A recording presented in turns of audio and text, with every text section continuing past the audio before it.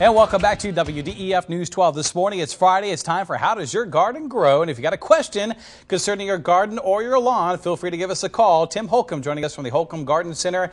He's here to answer any questions that you may have at 756-1212. That number again is 756-1212. Good to see you. Good morning, Brian. Actually, before we get into the calls here, I got to bring this up because we've been talking about Brian's favorite things that I'm going to be giving away that I like to use. But I'll be honest with you, I do like to use this.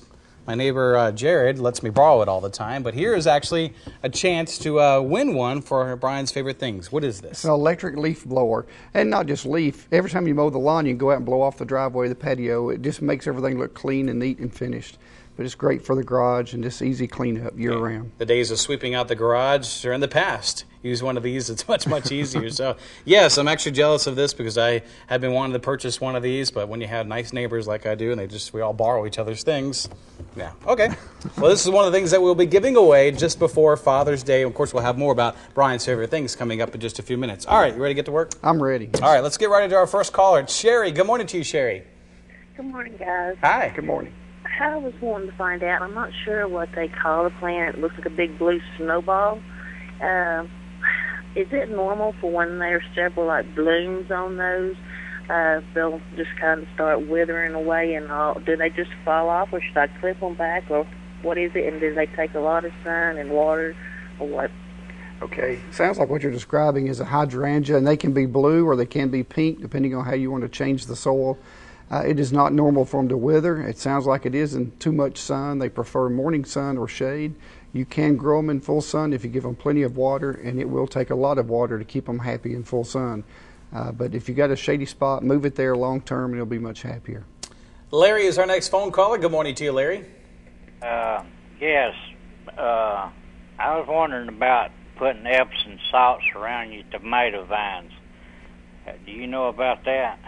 Well, some people do that. It adds magnesium. It'll make them a little darker green. If you'll use a well-balanced tomato food, it should have magnesium already in it. Things like the plant tone or organic that have all the trace elements already in them. You can use Epsom salt, but certainly supplement it with a good balanced food. Once again, we're answering your gardening questions at 756-1212. Feel free to give us a call. Our next caller is Kathy. Good morning to you, Kathy. Good morning. Good morning. Hi. I planted roses of knockout roses this year, and they have not bloomed at all. Okay. And I was just wondering what I'm doing wrong. Well, they bloom on new growth. For whatever reason yours is not growing, you certainly need to fertilize them. Make sure they have full sun, give them regular water and food, and they should grow and they should bloom. They should bloom right up till cold weather, so give them the food. Phil joining us now. Good morning to you, Phil. Why is the walnuts falling off the tree this time? You say walnuts? So were you asking about? Small. I'm sorry. You said walnuts? Yeah. Okay. Well, Is that a fair question, or is that? Well, if they're falling off this early, for whatever reason, the tree's under stress and they're not fulfilling and maturing the fruit. Usually, it's late summer before those are fully mature. Sometimes they can have a bountiful production of fruit, and they will thin themselves out. As long as all of them are not falling off, you should still be okay. Pam is our next phone caller. Good morning to you, Pam. Hello? Hi. Go ahead, Pam. Yes.